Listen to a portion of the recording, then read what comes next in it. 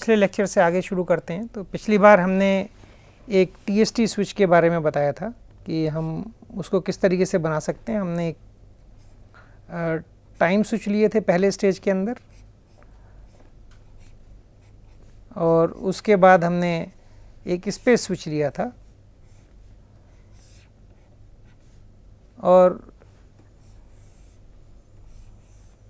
उन space switch के through फिर हमने बाद में फिर से टाइम स्विचेस लगा दिए थे। और हमने इसके बाद देखा था कि किस तरीके से ये स्विच है, इन सब में कंट्रोल मेमोरी होगी जो कि एक इम्पॉर्टेंट कंपोनेंट है।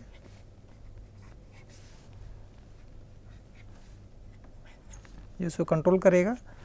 इसी प्रकार ये जो स्विच है बीच में जो है हमारे पास,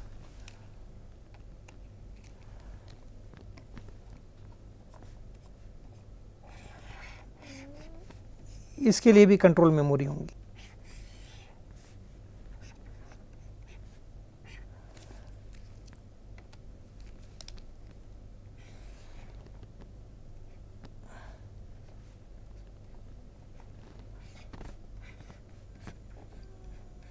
ठीक है। और हमने फिर यहाँ पे ये भी देखा था कि किस प्रकार पहले स्लॉट में कितने यहाँ पर टाइम स्लॉट्स होंगे इनपुट के अंदर। और यहाँ पर हमने जब टाइम स्विच शुरुआत में स्टडी किया था, यहाँ पे स्लॉट्स सेम थे दोनों तरफ। तो हमने इसको एक इक्विवेलेंट सर्किट में सेटअप किया था कि हमने इसको माना ये स्विच है। एक्चुअली जितने यहाँ पहले टाइम स्लॉट में एक स्विच की कॉन्फ़िगरेशन है, यहाँ पर दूसरे टाइम स्लॉट में दूसरी कॉन्फ़िगरेशन है। तो एक तरीके से अगर यहाँ पर मेरे पास N1 टाइम स्लॉट है तो ये N1 डिफरेंट स्विचेस की तरह काम करेगा, हर स्लॉट में अलग स्विच की। तो टाइम मल्टीप्लेक्स स्विच हमने इसलिए इसको कहा था पिछली बार। और हमने फिर इसको बताया था कि हम इसको इस तरीके से मान सकते हैं कि पहला मान लीजिए सिग्नल आता, तो अगर हम इसको डीमल्टीप्लेक्स कर लिए होते सेपरेटली, तो ये हमारे पास यहाँ पे मान लीजिए 32 स्लॉट होते अगर ये इवन कैरियर सिस्टम है इनपुट में, या जो भी स्लॉट हैं उतने इनपुट होंगे फिजिकली। ये स्विच इस तरीके से बराबर हो जाता है। ये इसके इक्विवेलेंट है। ये इक्विवेलेंट स्पेस स्विच में हम बात कर रहे हैं। यहाँ पे बीच में फिर हम उतने ही स्विच लगाते, लेकिन जब हम ये टाइम मोड के अंदर इस TST कॉन्फ़िगरेशन में पहले टाइम स्लॉट में ये स्विच है, दूसरे में ये है, तीसरे में, तो एक ही स्विच बारी बारी से सारे रोल निभा रहा है। ठीक है, जितने भी यहाँ पॉसिबल होंगे। अंत में फिर उसी प्रकार जैसे कि ये यहाँ पे कनेक्ट होंगे। ये इक्विवेलेंट कॉन्फ़िगरेशन है एक्चुअली। ये इसलिए कि जिससे कि हम जो पहले हमने जो कंडीशंस स्ट्रिक्टली नॉन ब्लॉकिंग या ब्लॉकिंग प्रॉपर्टी की जो हमने स्टडी की थी, उनको हम सीधे अप्लाई कर सकते हैं इस TST कॉन्फ़िगरेशन में भी। तो यहाँ पे M1 स्लॉट हैं, यहाँ पे N1 स्लॉट हैं। ये स्विच के अंदर यहाँ जो टोटल मेमोरी होंगी ये N1 मेमोरीज होंगी, क्योंकि N1 स्विचेस के बराबर ये काम कर रहा है, जो कि R2 के बराबर भी है। और ये आउटपुट में भी हमारे पास यहाँ पर M3 होंगे, जो कि N1 और R2 के बराबर होगा। तो इतनी मेमोरी लोकेशंस होंगे, उतने स्विचेस की तरह काम कर रहा है। ये वही चीज़ है यहाँ पे मेमोरी की ज़रूरत नहीं है, बिकॉज हमने फिजिकली अलग अलग स्विचेस यहाँ पे शो किए हैं। तो जब हम स्पेस स्विच की बात करते हैं तब ये नेटवर्क इस तरीके से बनता है, और जब हम टाइम स्पेस टाइम तो इस तरीके से बनता है। यहाँ पे जो कंडीशन थी कि R2 की वैल्यू बराबर होनी चाहिए मैक्सिमम ऑफ M1 और N3, तब ये स्विच रीअरेंजेबली नॉन ब्लॉकिंग होगा, जो कि सही है इस केस में भी। इसका मतलब मेरे पास जो N1 है यहाँ पर, ये N1 बराबर होना चाहिए मैक्सिमम ऑफ M1 और N3। ये N3 यहाँ पर स्लॉट्स हैं। नॉर्मली चूँकि हम सिमेट्रिकली स्विच बनाते हैं, तो अगर इवन कैरियर इनकमिंग में है पोर्ट पे है, तो आउटगोइंग पोर्ट पे भी इवन कैरियर ही होगा। तो 32 होंगे वहाँ पर, 32 स्लॉट। अगर इसको हम स्ट्रिक्टली नॉन ब्लॉकिंग बनाना चाहें तो क्या करना होगा हमें, तो यहाँ पे हमें कंडीशन चेंज करनी पड़ेगी। तो हमारी कंडीशन हो जाएगी उस टाइम पे R2 बड़ा होना चाहिए M1, या बराबर होना चाहिए N3 - 1 के। ठीक है, एग्जैक्टली वही कंडीशन, ये कंडीशन हमारी आती है क्लॉज थ्योरम से, और ये कंडीशन आती है स्लेपेन-ड्यूविट थ्योरम से।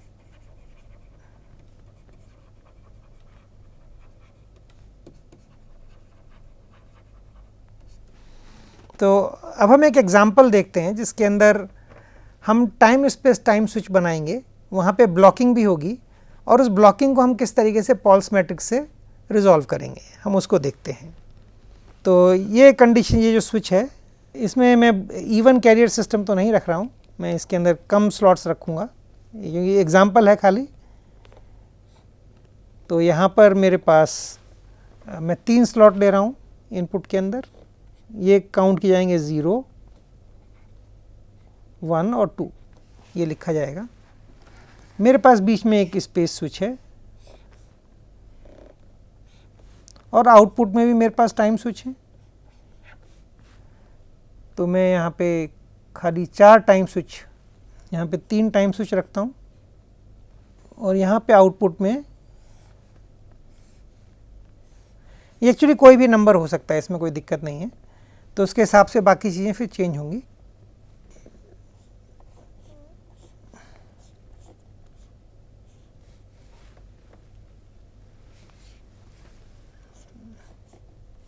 तो ये मैं एसिमेट्रिक एग्जांपल का केस लिया हूँ यहाँ पे, जिससे कि सब लोग समझ सकें कि ये स्विच कैसे काम कर रहा है। यहाँ पे हमने अब 4 स्लॉट लिए हैं, एक नहीं लिया है, 4 स्लॉट लिए हैं। इसको बोलते हैं 0, 1, 2 और 3 स्लॉट्स हैं हर इनपुट के अंदर।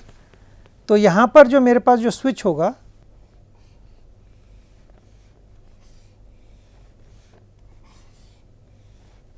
और मैं आउटगोइंग पाथ के लिए एक और अलग कलर लेता हूँ।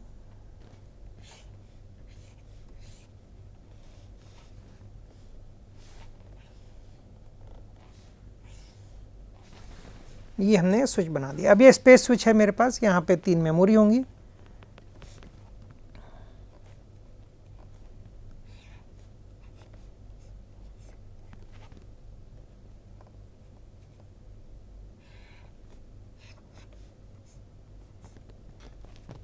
अभी मैंने मेमोरी का साइज़ नहीं बताया है, क्योंकि हमने अभी तक ये तय नहीं किया है यहाँ पर कितने स्लॉट होंगे।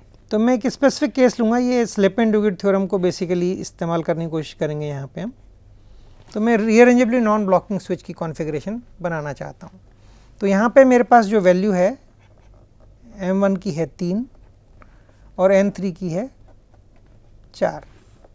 तो मेरी जो कंडीशन है कि मेरा R2 या कितने टाइम मल्टीप्लेक्स्ड स्विचेस होने चाहिए, एक ही स्विच है, कितने स्विचेस की तरह वो एक्ट करना चाहिए, ये R2 की वैल्यू होगी जो भी इनमें से बड़ा है। ये वैल्यू आती है मेरे पास 4। तो इसका मतलब 4 डिफरेंट टाइप के स्विच होने चाहिए। तो इसका मतलब मेरे पास यहाँ स्लॉट होने चाहिए 4 स्लॉट। तो इसका मतलब है यहाँ पर भी मेरे पास 4 स्लॉट होने चाहिए। ये जो मेरी मेमोरी लोकेशंस हैं ये भी 4 होंगी इसका मतलब।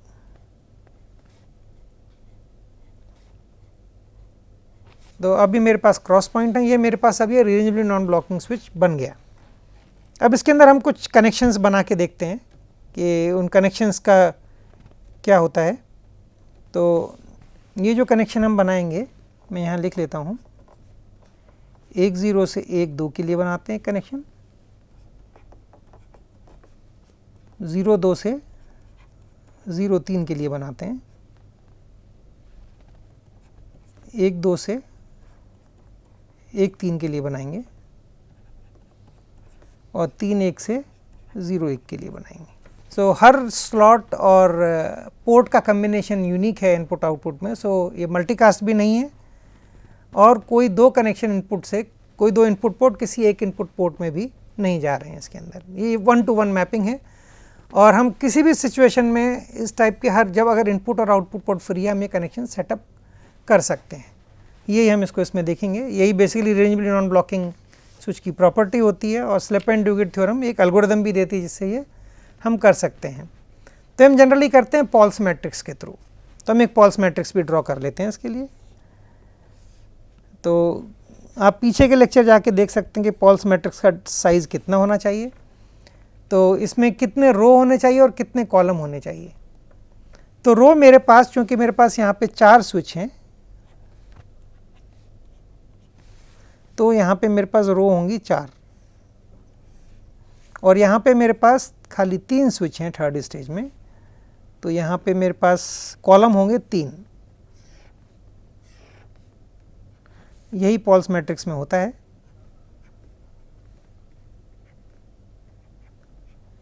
तो मेरा जो पहला कनेक्शन है, कनेक्शन करने की कोशिश करते हैं, मैं जानबूझ के बीच में इसमें कनेक्शन इस तरीके से करूँगा कि ब्लॉकिंग हो और फिर हम उस ब्लॉकिंग को सुलझाएंगे।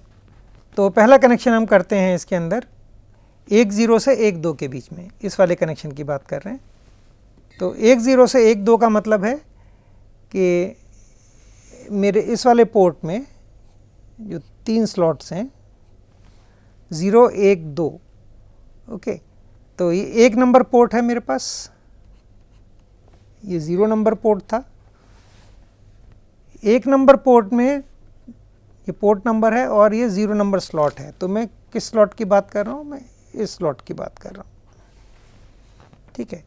इस स्लॉट को मेरे को 1 नंबर पोर्ट, जो कि ये 0 नंबर है, ये 1 नंबर है, ये 2 नंबर है, ये स्विच के नंबर हैं 1 2 3 जो यहाँ पे जो लिखे हैं ये स्विच नंबर्स हैं, ठीक है। तो मैं 1 2 की बात कर रहा हूँ, तो ये यहाँ पे पहले पोर्ट में आना चाहिए 0 1 2। तो हम किसकी बात कर रहे हैं, तो हमें इस स्लॉट को इस स्लॉट से कनेक्ट करना है। तो इसको कनेक्ट करने के लिए अब क्या करेंगे, हमें किसी एक उसकी ज़रूरत होगी। तो पॉल्स मैट्रिक्स में हम ड्रॉ कर सकते हैं। तो हम यहाँ पे जो नंबर लिखेंगे वो ये बताएगा हम कौन सा स्लॉट इस्तेमाल कर रहे हैं। इंटरमीडिएट स्विच के नंबर को हम एक्चुअली पॉल्स मैट्रिक्स में डालते हैं। अब यहाँ पे सेल में पॉल्स मैट्रिक्स के अंदर हम स्लॉट को लिखेंगे जो कि इनपुट स्टेज के आउटपुट से निकल रहा है। इन स्लॉट नंबर्स को यहाँ पे लिखेंगे। तो हम पहले केस में हम 0 स्लॉट को यूज़ कर सकते हैं, तो हम यहाँ पे 0 स्लॉट को यूज़ करते हैं और ये जाएगा कौन सी पोजीशन में, हम लोग पहले इनपुट पोर्ट मतलब कि दूसरे रो में और यहाँ के दूसरे रो के बीच में हमें देखना है। तो सेल ये आता है, तो यहाँ पे हमने 0 को इस्तेमाल कर लिया। तो मैं यही रेड कलर दोनों कनेक्शन के लिए यूज़ करूँगा। तो ये यहाँ पर जो मेरे पास पोर्ट्स हैं, यहाँ पे जो स्लॉट्स हैं, इसमें 0 नंबर को मैंने यूज़ किया है, तो ये यही वाला जाएगा। ये हमें इस पर्टिकुलर को स्नैप करना है 0th लोकेशन में। तो यहाँ 0th लोकेशन में यहाँ से हम ऊपर से नंबर काउंट करते हैं 0 1 2 और 3 पोर्ट नंबर्स के बेसिस पे। तो 1 नंबर यहाँ पे मेरे को लिखना पड़ेगा इस मेमोरी लोकेशन में। तो जैसे ही 0th स्लॉट आएगा 1 नंबर लोकेशन में और मैं यहाँ पर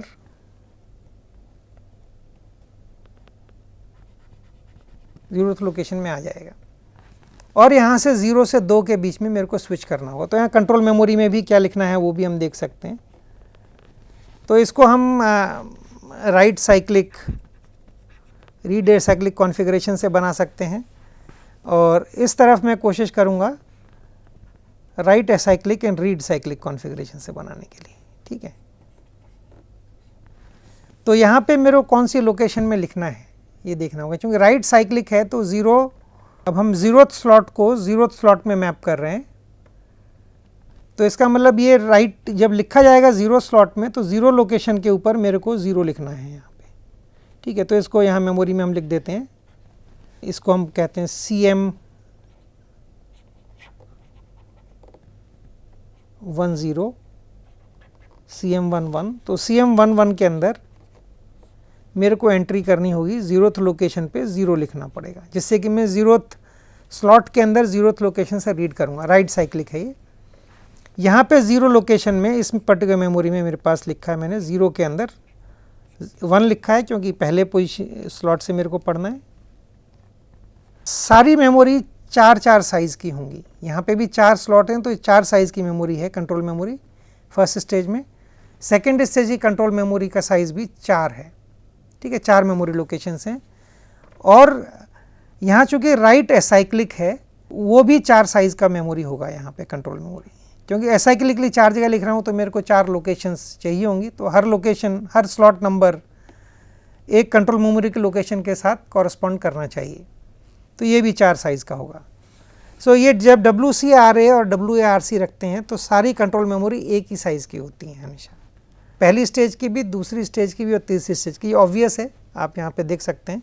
तो अब मेरे को यहाँ 2 पे पहुँचाना है, तो चूँकि राइट एसाइक्लिक है तो 0th लोकेशन में यहाँ पर, तो इसको हम बोलते हैं CM21 कह सकते हैं, यहाँ पे CM20, तो CM21 के अंदर मेरे को 0th लोकेशन पे लिखना पड़ेगा 2। सो ये हुआ मेरा इनकमिंग पोर्ट, ये हुआ मेरा outgoing slot number, incoming slot number, और ये डिसाइड करता है इनकमिंग पोर्ट क्या है और कौन सी आउटपुट पे जाना है, वो मेमोरी लोकेशन को डिसाइड करता है। ठीक है, तो CM2 जो यहाँ पे जो भी यहाँ नंबर होगा ये बताएगा आउटगोइंग पोर्ट। तो ये बताएगा इनकमिंग पोर्ट।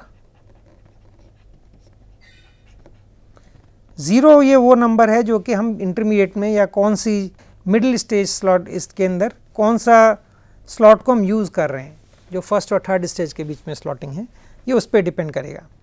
तो ये हमने अब कनेक्शन सेट कर लिया इस तरीके से, दोनों मेमोरी लोकेशन में तीनों में क्या लिखना है वो हमने लिख दिया।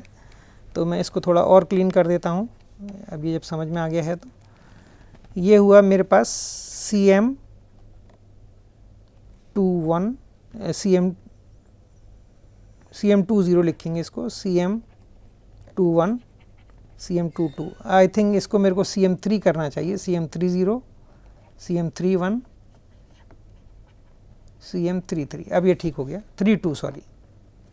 तो यहाँ पे CM31 होना चाहिए था ये। तो CM21 के अंदर हम लिखेंगे 01। तो मैंने कनेक्शन सेट कर लिया। अब इसके बाद कनेक्शन सेट करते हैं 02 से 03 के बीच में। तो ये डिपेंड करता है इस पर्टिकुलर सेल के कॉरस्पॉन्ड करता है। तो यहाँ पे भी हम 0 को, यहाँ पे हम शायद 1 को इस्तेमाल कर लेते हैं। ठीक है, तो इसको 1 को इस्तेमाल कर लेते हैं स्लॉट को। तो ये 02, अब हम इसकी बात कर रहे हैं। 02 का मतलब मेरे पास, मैं इस स्लॉट की बात कर रहा हूँ। तो ये 02 को अगर हमने फर्स्ट नंबर स्लॉट को यूज़ किया, मैं जानबूझ के कर रहा हूँ इसको फर्स्ट नंबर स्लॉट को, जिससे कि ब्लॉकिंग कंडीशन आ पाए। तो इसके बाद जब हमने 1 को यहाँ पे इस 1 स्लॉट में मैप करना है, तो मेरे पास CM10 में क्या होना चाहिए, CM10 में हमें याद रखना है कि WCRA है, right cyclic and read acyclic. तो हम फर्स्ट लोकेशन में सेकेंड पोजीशन से रीड करेंगे, इसका मतलब ये होता है। ये सेकेंड कनेक्शन के लिए है, तो इसको मैं शायद अगली रो में लिख देता हूँ। इसको फर्स्ट लोकेशन में कंट्रोल मेमोरी के में 2 नंबर लिखा हुआ, जिससे कि फर्स्ट स्लॉट में मिडिल स्टेज स्विच के हम सेकेंड लोकेशन से पढ़ रहे होंगे। सो बेसिकली ये इनपुट 2 यहाँ पे मैप हो गया। अब इसको मेरे को ले जाना है 03, तो मैं CM20 के अंदर मेरे को एंट्री करनी पड़ेगी। इसके अंदर मेरे को इसको स्नैप करना है स्लॉट 1 में। सो इसका मतलब फर्स्ट लोकेशन में वैल्यू 0 लिखनी पड़ेगी कि 0 को स्नैप करना है CM20 के, और ये बताता है कि कौन से आउटगोइंग पोर्ट पे जाना है। और यहाँ जो लिखा है मैंने कौन से पोर्ट से आना है, 10 का मतलब ये कौन से पोर्ट से आ रहा है, ये वाला ये बिट बताता है ये कौन से पोर्ट पे जा रहा है। ठीक, और पहला नंबर बताता है इंटरमीडिएट में हमने कौन सा स्लॉट इस्तेमाल कर रहे हैं। तो ये हमारे पास पहुंच गया अब यहाँ पर।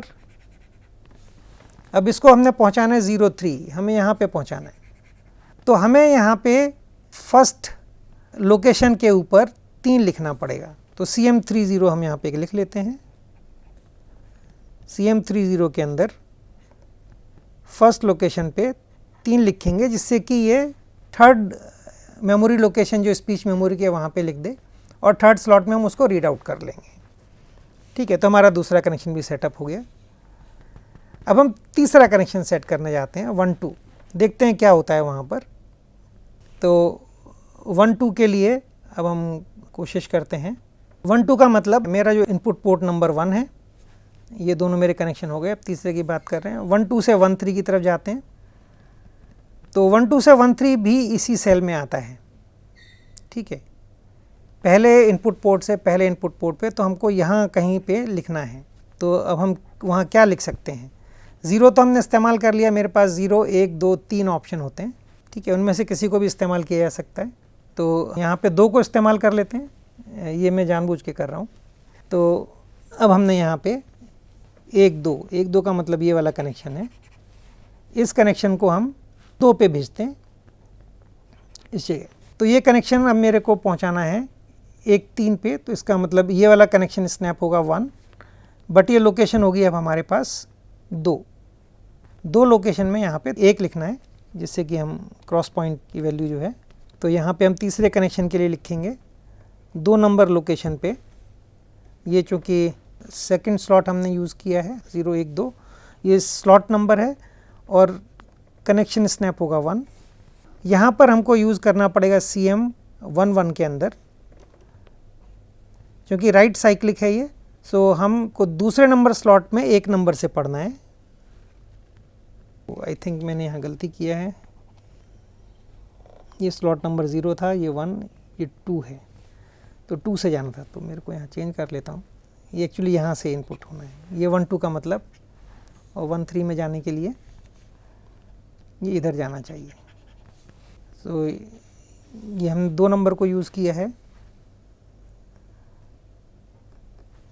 यहाँ पे 2 नंबर लगाया, तो सेकंड स्लॉट के अंदर मेरे को 2 को पढ़ना है, ठीक है, दूसरे लोकेशन पे जाएगा, यहाँ 2, 2 आना चाहिए।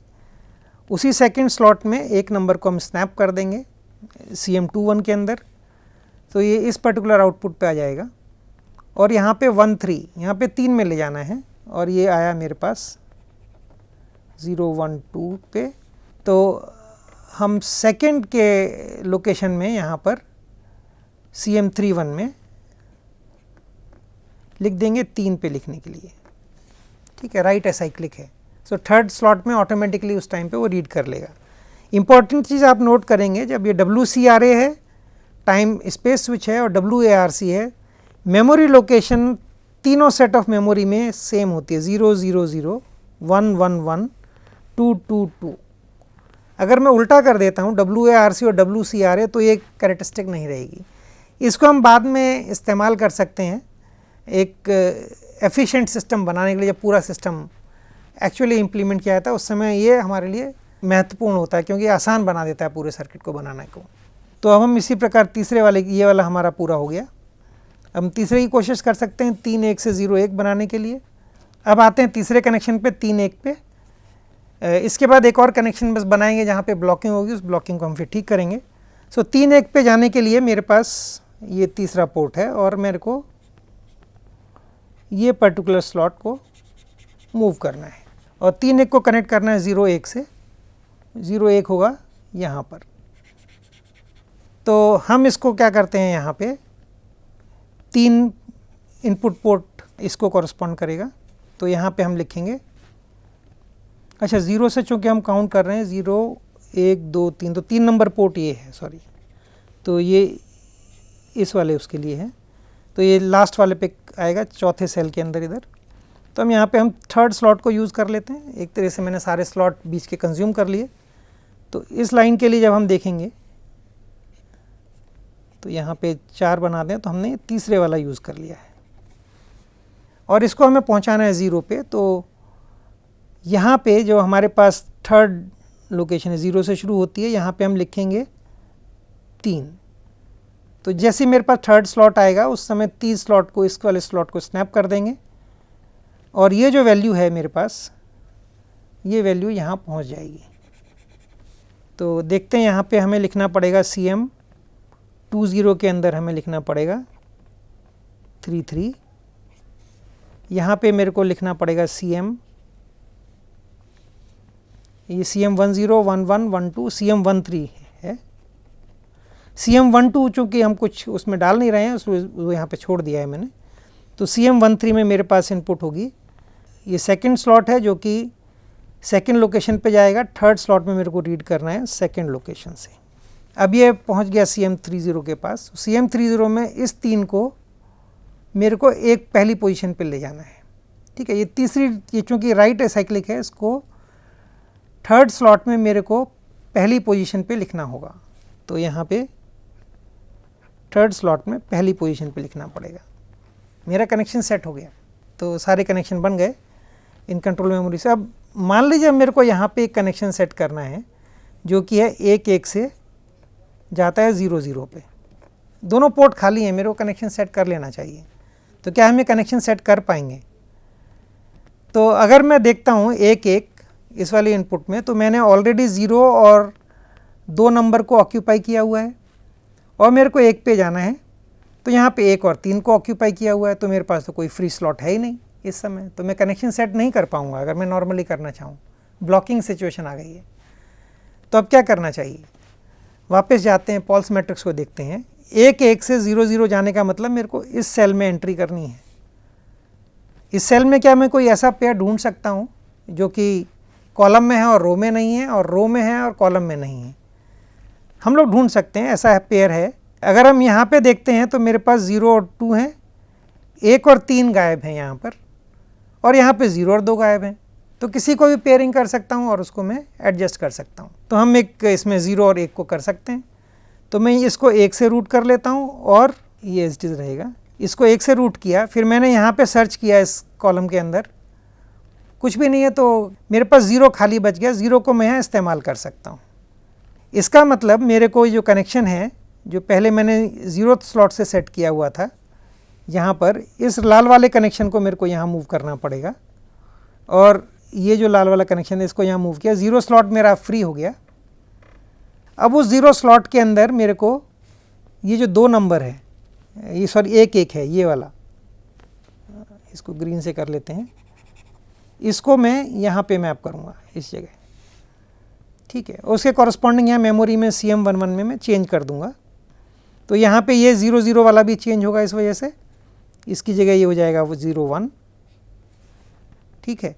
और अब मैं यहाँ पे 0-0 को इस्तेमाल कर सकता हूँ। जब ये 0-1 होगा तो ये मेरे पास 1-1 हो जाना चाहिए, सॉरी ये भी CM11 में ये 1 था, ये होगा 1 लोकेशन पे, 1 लोकेशन पे 0 पढ़ना है इसको। तब ये यहाँ पर भी मेरे पास 1-1 हो जाएगा और यहाँ पर भी 1-2 हो जाएगा। अब मेरे पास 0-0 वाला खाली हो गया। अब मैं उसको इस्तेमाल कर सकता हूँ आगे जाने के लिए। तो इसके लिए मेरे को CM20 के अंदर एंट्री करनी पड़ेगी। CM20 में मेरे पास 0th लोकेशन के ऊपर मैं 1 को स्नैप करूँगा, और ये चूँकि अब ये यहाँ पर इस जगह आ जाएगा। अब मैं इसको यूज़ कर सकता हूँ 0 से 0 में ले जाने के लिए, ठीक है। तो 0th लोकेशन पे 0 लिखना है मेरे को यहाँ CM30 में, और मैंने एक नया कनेक्शन सेट कर लिया ब्लॉकिंग हटा के, रीअरेंजमेंट करके। सो एक एग्जांपल है ये, जब टाइम स्पेस टाइम स्विच के अंदर भी रीअरेंजेबल नॉन ब्लॉकिंग स्विच कॉन्फ़िगरेशन कैसे काम करती है।